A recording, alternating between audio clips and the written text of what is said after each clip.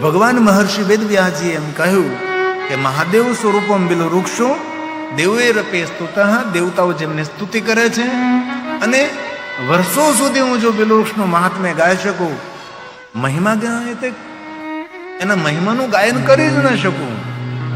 આટલો આ બિલો વૃક્ષનો મહિમા સાંભળો તમે. આ બિલો વૃક્ષનો જો એટલો મહિમા હોય, બિલો વૃક્ષનો મહિમા કોઈ ગાય ન શકતા તો મહાદેવનો મહિમા કોણ ગાઈ શકે? નાંતમ દેવા વિજાનંતી. હવે એક બિલો વૃક્ષનો મહિમા ગાવામાં આપણે જો અસમર્થ હોઈએ તો શિવજીનો મહિમા કોણ ગાઈ શકે? કોઈ ન ગાઈ શકે ને. ન તવે તદ વર્ણિયામઃ, હું તેનું વર્ણન કરી જ ન શકું. તેથી ભગવાન બોલ્યા છે મહાદેવ સ્વરૂપોયં દિલો દૈવેરપી સ્તુતઃ. શું કહ્યું? યથા કંચિદેતસ્ય કેમ મહિમા ગાવ? મહિમા જ્ઞાયતે કથમ. કેવી રીતે? કથમ મહિમા જ્ઞાયતે કથમ. આ વૃક્ષનો મહિમા હું કઈ રીતે ગાઈ શકું છું? જેટલા પૃથ્વી પર પૂર્ણ તીર્થ છે એ બધા તીર્થો બિલ્વવૃક્ષના નીચે મૂળમાં નિવાસ કરે. તાની સર્વાણી તીર્થાની બિલ્વ મૂલે વસંતી. જેટલા જેટલા પૂર્ણ આપનારા તીર્થો છે, અનંત તીર્થો છે. 68 તીર્થો છે જ, પણ 68 તીર્થના ઉપતીર્થો પણ છે. આ બધા તીર્થો પુણ્ય આપે છે. પિંડારક તીર્થ આપણને શું આપે છે? પુણ્ય આપે છે. પિંડારક તીર્થ આપણને શું આપે છે? આપણા પુણ્યમાં દિન પ્રતિદિન વધારો કરે છે, પુણ્યમાં વૃદ્ધિ કરે છે. જે આપણે જે જગ્યાએ કથા કરી રહ્યા છીએ, કથા સાંભળી રહ્યા છે, એ તીર્થ છે. કેવું તીર્થ છે? પિંડારક તીર્થ. તેનું બીજું નામ કેવું છે? પિંડ તારક સ્થાન, પિંડ તારક તીર્થ છે. આપણા પિતૃઓને ઉદ્ધાર કરનારું દિવ્ય અને શ્રેષ્ઠ તીર્થ છે આ. ભલે મૂળ તીર્થ આપણું સમંદરમાં જતું રહ્યું, ભરતીમાં જતું રહ્યું છે, એ તો કાલાંતરે બધું સ્થળ ફેરફાર થઈ શકે છે. સ્થળના જલને જલના સ્થળ આવું બધું થતું રહે, પણ આ ભૂમિનો અદ્ભુત મહિમા છે. તેથી તમારા આપણા ઘરની આસપાસ કોઈ પણ જગ્યાએ બિલ્વવૃક્ષ હોય તો જગ્યાને સામાન્ય જગ્યા તરીકે નહીં જોવી. એના માટે ભગવાન સ્વયં કહે છે પૂર્ણ તીર્થાની યાવંતી. જેટલા ધરતી ઉપર પુણ્ય આપનારા તીર્થો છે, બધા તીર્થો બિલ્વવૃક્ષની નીચે નિવાસ કરે છે. આવું શિવપુરાણ ગ્રંથમાં કહ્યું, તમે સાંભળો જરા. પુણ્ય તીર્થાની યાવન્તિ લોકેષુ પતિતાન્યપિ તાની સર્વાણી તીર્થાની નિવાસ ક્યાં કરે છે? બિલ્વ મૂલે વસંતિ. બિલ્વ મૂલે વસંતિ. તેથી ક્યારેક અવસર મળે તો બિલ્વવૃક્ષની નીચે બેસી અને ભગવાનનું પૂજન કરવું. આ બધું તમને કહું છું ત્યારે કરજો. જો વ્યસ્ત જીવનમાંથી ભાગદોડમાંથી સમય મળે તો. અમારા ભાઈઓ કરે કે ન કરે મને ખબર નથી, પણ બહેનો તો આ બધું કરશે જ. જે સાંભળે છે બહેનો અનુસરણ કરશે.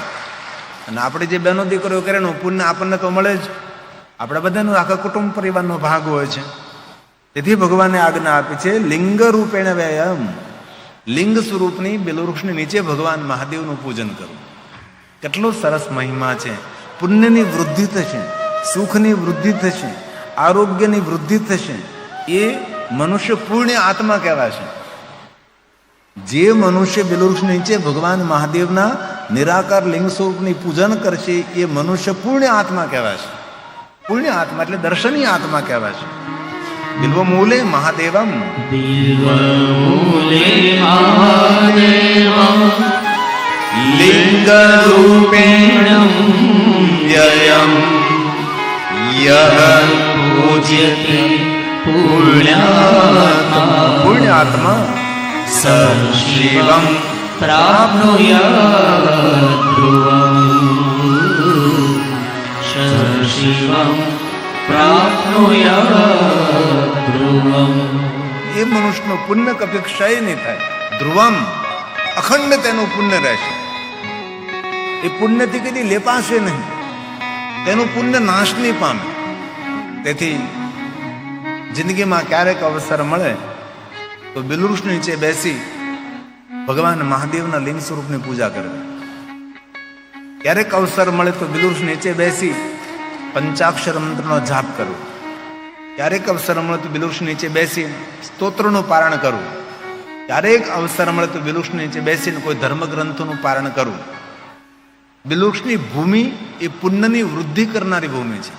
બિલવૃક્ષ નીચેનો જેટલો તેનો મૂળ આસપાસનો તેનો ખામણો છે, ભાગ છે, એ માણસને સુખ આપનાર છે, દુઃખને દૂર કરનાર છે, કષ્ટ નિવારક છે. હવે ધ્યાન દેજો, જે મનુષ્ય બિલવૃક્ષની નીચે બેસી મસ્તક ઉપર જલનું સિંચન કરે છે તેને બધા તીર્થોમાં નાવાનું પુણ્ય મળે. કેટલી સુંદર વાત છે. બિલવૃક્ષ નીચે બેસીને મસ્તક ઉપર જલનું સિંચન કરવાનું, મસ્તક ઉપર જલ અર્પણ કરવાનું, તો શું મળે? તો કહ્યું જેટલા તીર્થો છે બધા તીર્થોમાં સ્નાન કરવાનું ફળ તેને પ્રાપ્ત થાય. આ શિવપુરાણ ગ્રંથમાં કહ્યું છે.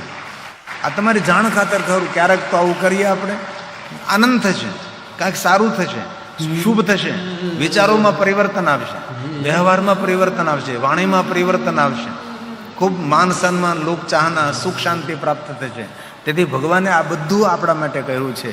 બિલ્વ મૂલે જલે યસ્તુ, બિલ્વ મૂલે જલેર્યસ્તુ મૂર્ધાન્મભિષિષ્યતે. મૂર્ધાન એટલે માથા ઉપર અભિષયંતી, માથા પર જલનું સિંચન કરો તો સર્વતીર્થ સ્નાત, સર્વ તીર્થ સ્નાન તો સ્યાત્ એવ ભુવિ પાવનઃ. બિલવૃક્ષની જે ભૂમિ છે, ભૂમિ કેવી છે? સ્યાત્ એવ ભુવિ પાવનઃ. બિલવૃક્ષની જે ભૂમિ છે, ભૂમિ પાવન ભૂમિ છે. કેટલું સુંદર કહ્યું. હવે બહુ મહત્વની વાત ધ્યાન દેજો. ભગવાને એમ કહ્યું છે, જલાકુલમ મહાદેવો દ્રષ્ટવા. જે માણસ બિલવૃક્ષનું ખામણું છે એ આખે આખું જળથી ભરી દે તો ભગવાન શિવજી જોઈને ખૂબ રાજી થાય, સંતાન અને મિત્રના સુખમાં વૃદ્ધિ થાય. બિલવૃક્ષ કોઈ જગ્યાએ હોય, એનું ખામણું હોય, એ આખે આખું પાણીથી ભરવામાં આવે, જલથી ભરવામાં આવે તો આપણા મિત્ર અને પુત્ર બંનેના સુખમાં વૃદ્ધિ કરનારું છે અને દરેક કામનાની પૂર્તિ કરનારું છે. ભગવાન શિવજી એ જોઈને ખૂબ રાજી થાય છે. આપણે તો ભગવાન શિવને રાજી કરવા છે અને આમાં કાંઈ બહુ મોટો ખર્ચ ન થાય, આવું કરવામાં કાંઈ મોટું કષ્ટ ન પડે, મોટી કાંઈ મહેનત ન પડે. આ બધું સરળતાપૂર્વક થઈ શકે છે, પણ આપણને ખબર હોવી જોઈએ બધું. અને ક્યારેક અવસર મળે તો બિલવૃક્ષનું ખામણું આખે આખું પાણીથી જલથી ભરવું, આવી ભગવાને આજ્ઞા આપી છે. એતસ્ય બિલ્વમૂલસ્ય થાલવાલમૂતમમ. થાલવાલ એટલે થાળું, થાળું, કેરો, ખામણું. જલાકુલમ મહાદેવો દ્રષ્ટવા તુષ્ટો ભવત્કલમ. દ્રષ્ટવા તુષ્ટો ભવત્કલમ. સુખમાં વૃદ્ધિ થશે, જીવનમાં શાંતિની વૃદ્ધિ થશે, કામના મનોકામના પૂર્ણ થશે. અને ક્યારેક અવસર મળે તો બિલવૃક્ષની સેવા કરવી, બિલવૃક્ષની પૂજા કરવી, બિલવૃક્ષની પરિક્રમા કરવી. જે કોઈ મનુષ્ય બિલવૃક્ષની પરિક્રમા કરે છે તેને વિશ્વના બધા તીર્થોની પરિક્રમા કરવાનું ફળ મળે છે. બિલવૃક્ષની પરિક્રમા કરવી, 1 કરો, 3 કરો, 5 કરો, 7 કરો, 9 કરો, 11 કરો, આપણી પાસે જે પ્રમાણે સમય હોય એ પ્રમાણે. વિચારોમાં પરિવર્તન આવશે, માનસિકતામાં પરિવર્તન આવશે. બિલવૃક્ષમાં અદ્ભુત ઉર્જા છે. જ્યાં હું રહું છું હરદાસભાઈ ત્યાં, આજ મેં છોકરાઓને કહ્યું હતું, મેં કીધું આપણે છોકરા આપણી વાડીમાં બિલવૃક્ષ કોઈ જગ્યાએ છે? તો કે ના, બિલવૃક્ષ કોઈ જગ્યાએ નથી. તો આપણે કથાને યાદ સ્વરૂપે આપણી વાડીમાં 5 બિલવૃક્ષ આપણે આપણા હાથથી વાવવા છે. બેલવૃક્ષ સકારાત્મક વિચાર આપે છે. બેલવૃક્ષ આપણને આરોગ્ય પ્રદાન કરે છે. બેલવૃક્ષ આપણું શુભ કરે છે. આમ નામ કઈ શાસ્ત્રોમાં થોડો મહિમા બાવળનો કેમ ન ગાયો? આ બાવળની કાંઠનો મહિમા ગાવો જોઈએ કે આ બાવળ એટલો ઉપયોગી છે ને બાવળ આમ છે ને બાવળ આમ છે ને બાવળની પૂજા કરો ને બાવળને પરિક્રમા, એવું જ ન કહ્યું. આમાં બેલવૃક્ષનું શા માટે કહ્યું? કાંઈક તો તથ્ય હોય ને, ઋષિ મુનિઓ કાંઈક તો તેમાંથી અર્ક કાઢ્યો હોય ને. આ પીપલ વૃક્ષનો મહિમા ગાયો, વટવૃક્ષનો મહિમા ગાયો, ઉમરાનો વૃક્ષનો મહિમા, રાણના વૃક્ષનો મહિમા ગાયો, નીમ વૃક્ષનો મહિમા છે, લીમડાનો મહિમા છે. આ બધા વૃક્ષોનો મહિમા આપણા શિવમાં, આપણા ગ્રંથમાં છે. એમાં દરેક વૃક્ષોમાં કોઈ શ્રેષ્ઠ માનવ જાતનું મંગલ અને કલ્યાણ કરનારું વૃક્ષ હોય તો એ બિલ્વ વૃક્ષ છે. લક્ષ્મીની શિવ ભક્તિનું ફળ છે.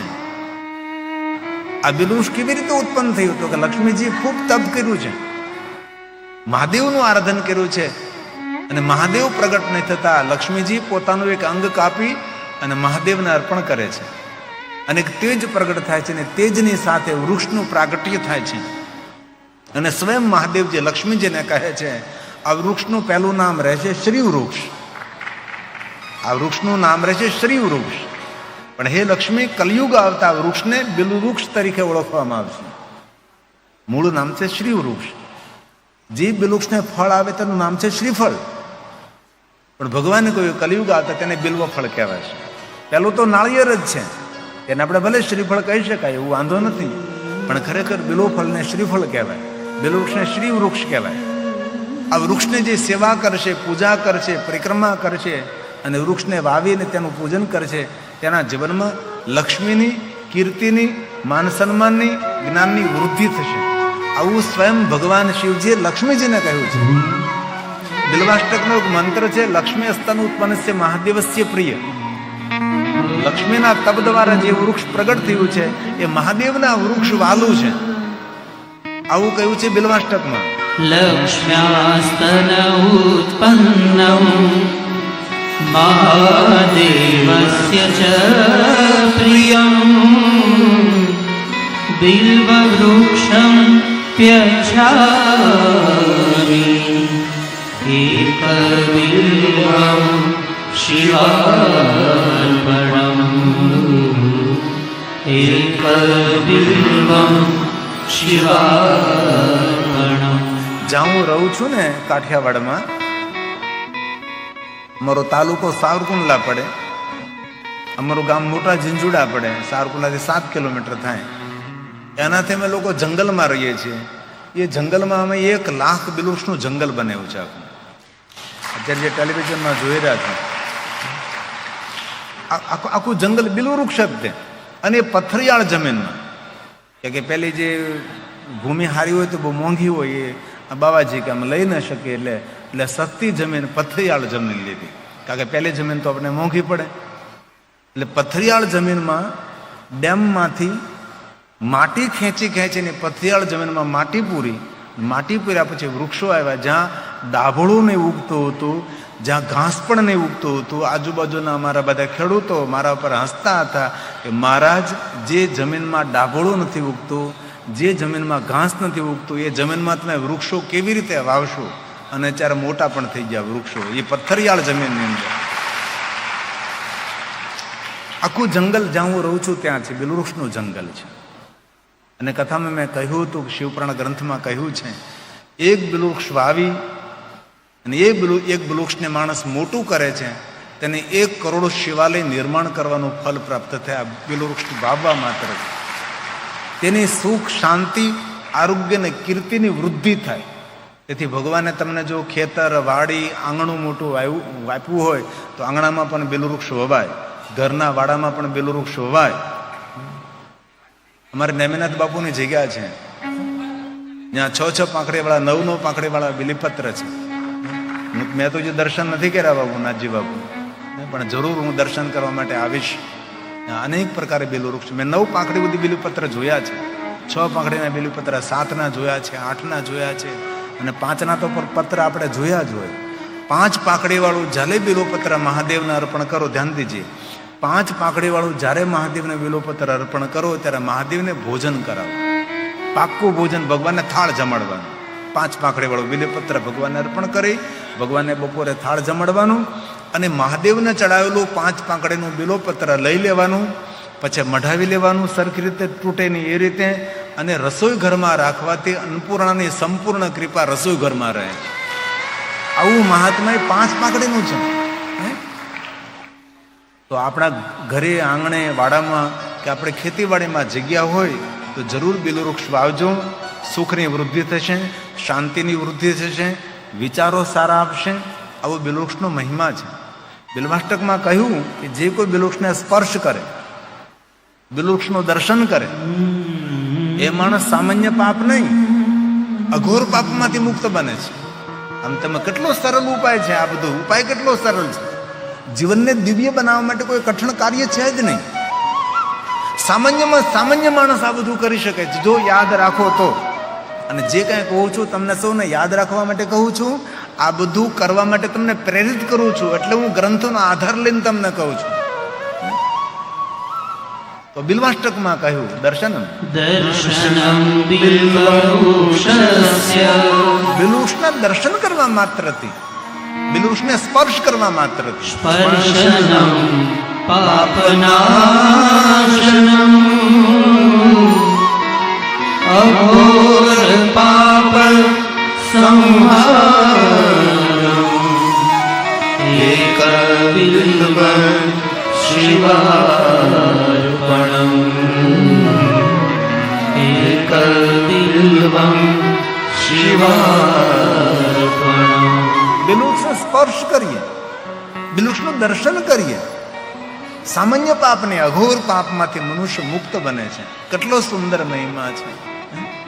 અને બિલવૃક્ષની સેવા કરી એક પત્ર મહાદેવને આપણે ચડાવીએ. દંતી કોટી સહસ્રાણી વાજપેયી શતાની છે. કોટી કન્યા મહાદાન, શાલિગ્રામ, સૂરનું શાલિગ્રામ કોઈને દાન કરી જે પુણ્ય મળે. કેટલું કેટલું પુણ્ય ગાયું છે બિલ્વાષ્ટકમાં ગાયું છે. શાલિગ્રામ શિલામેકા સુવર્ણથી શણગારી અને શાલિગ્રામ વિપ્રા એટલે બ્રાહ્મણ, બ્રાહ્મણને દાનમાં આપીને જે પુણ્ય મળે એ પુણ્ય મહાદેવનો બિલોપત્ર અર્પણ કરવાથી મળે છે. કેટલો મહિમા છે બિલોપત્રનો. શિવજીને એક બિલોપત્ર ચડાવવા માત્રથી. બિલ્વાષ્ટક શાલિગ્રામ શિલામેકા વિપ્રાણામ જાતુ અર્પયે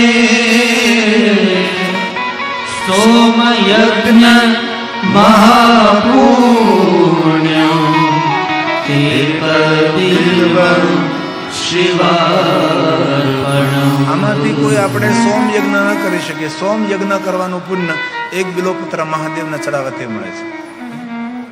પછી આગળ કહ્યું દંતી કોટી દંતી કોટી સહસ્રાણી. ધ્યાન દેજો, 1000 કરોડ હાથીનું કોઈ દાન કરે. હવે આમાંથી આપણે કોઈ કરી શકીએ 1000 કરોડ હાથીનું દાન? કોઈ ઊંચી આંગળી કરે? 1000 કરોડ હાથી કોઈ કરી જ ન શકે.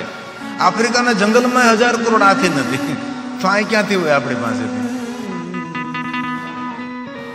પણ એટલું જે દાન કરવાનું પુણ્ય મળે એ મહાદેવને બિલોપત્ર ચડાવવાથી પુણ્ય પ્રાપ્ત થાય છે.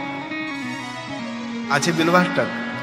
દંતી કોટી સહસ્રાણી વાજપેયી શતાની ચ. 100 કોઈ વાજપેયી યજ્ઞ કરે અને જે પુણ્ય મળે એક બિલોપત્ર મહાદેવને ચડાવવાથી. અને આગળ શું કહ્યું? કોટી કન્યા મહાદાન. 1 કરોડ કન્યાઓનું દાન કરવાનું જે પુણ્ય મળે છે એ પુણ્ય મહાદેવને બિલોપત્ર ચડાવવા માત્રથી પ્રાપ્ત થાય. અખિલ ભારતીય યદુવંશી પરિવાર દ્વારા, આહિર સમાજ દ્વારા આ કથાની અંદર 15 દીકરીઓનું કન્યાદાન છે. સમૂહ વિવાહ છે. સાધુની દીકરીઓ છે, સાધુની દીકરીઓ છે. કેટલું મોટું કન્યાદાનથી કોઈ મોટું પુણ્ય નથી. એને મહાદાન તરીકે વર્ણવ્યું છે. મહાદાન. કોટી કન્યા મહાદાન.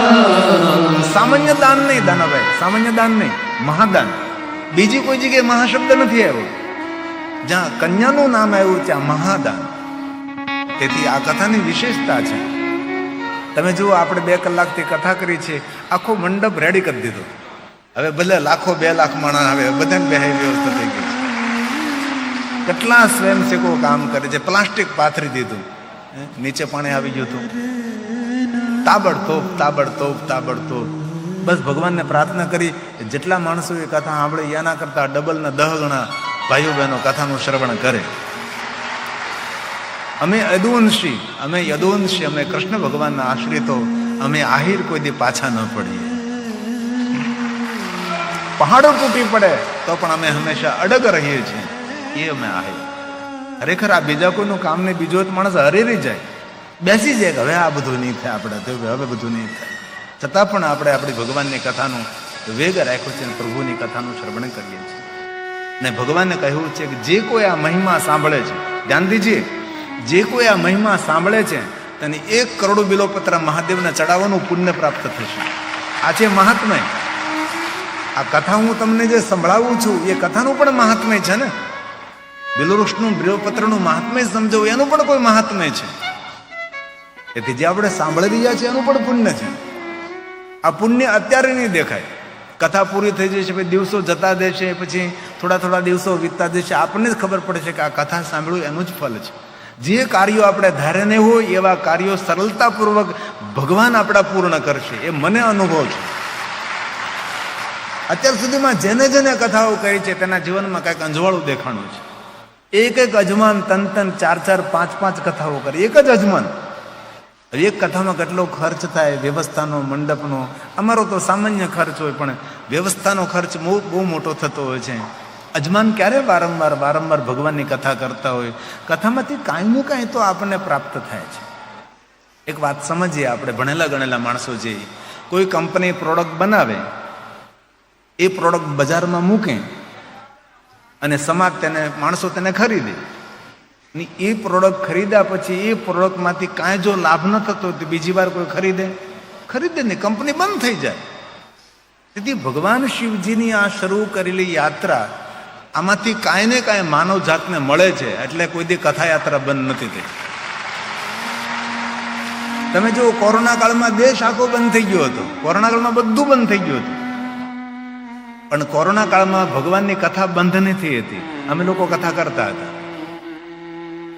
એક હોલની અંદર પુરાઈ ગયા અમે લોકો, સંગીતકાર ભાઈઓ અમે બધા, આસ્થા ટીવીના માધ્યમથી 170 દેશમાં અમે પૂરું કોરોના કાળ ટીવીના માધ્યમથી દેશ વિદેશોમાં કથાનો સંદેશ પહોંચાડ્યો.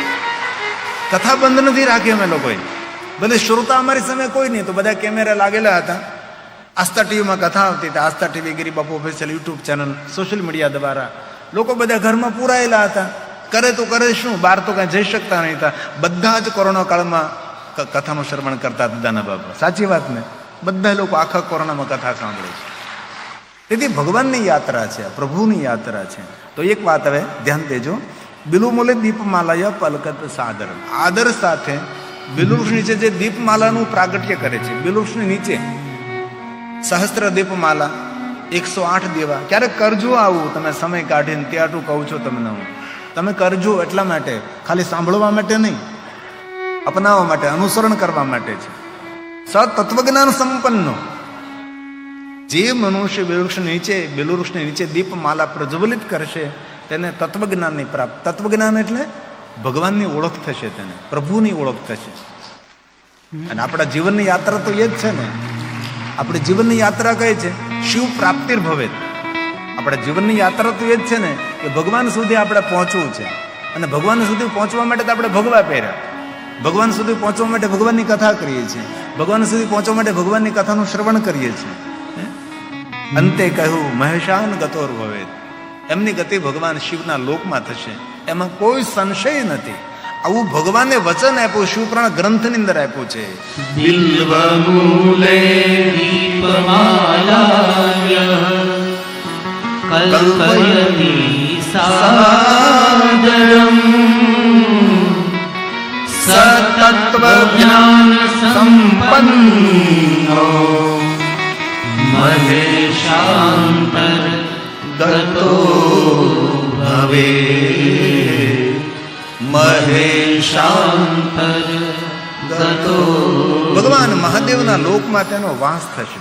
હવે બહુ સરસ વાત કરે છે. બિલ્વમૂલે શિવરતમ બોધ્યસ્તુ ભક્તિતઃ.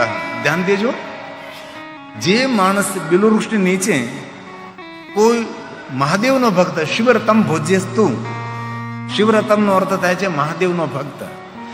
બિલુવૃક્ષની નીચે કોઈ મહાદેવના ભક્તને ભોજન કરાવવામાં આવે એકને, તો કહ્યું એકમ વા કોટિ ગુણિતમ પુણ્યમ. બિલુવૃક્ષ નીચે કોઈ મહાદેવના ભક્ત, કોઈ પણ મહાદેવના ભક્ત હોય, મહાદેવના ભક્તને બિલુવૃક્ષ નીચે તમે ભોજન કરાવો તો એકને ભોજન કરાવો તો 1 કરોડ મહાદેવના ભક્તોને ભોજન કરાવવાનું પુણ્ય પ્રાપ્ત થાય. તેથી ક્યારેક કરજો, કોઈ શિવનો ભક્ત મળે, બિલુવૃક્ષ નીચે બેસીને તેને ભોજન કરાવો, અથવા બિલુવૃક્ષ નીચે ભોજન કરવાથી પુણ્યની પ્રાપ્તિ થાય. બિલુવૃક્ષ નીચે ભોજન કરવાથી તીર્થ ભોજનની પ્રાપ્તિ થાય છે. તેથી ક્યારેક બિલુવૃક્ષ નીચે બેસીને ભોજન કરવું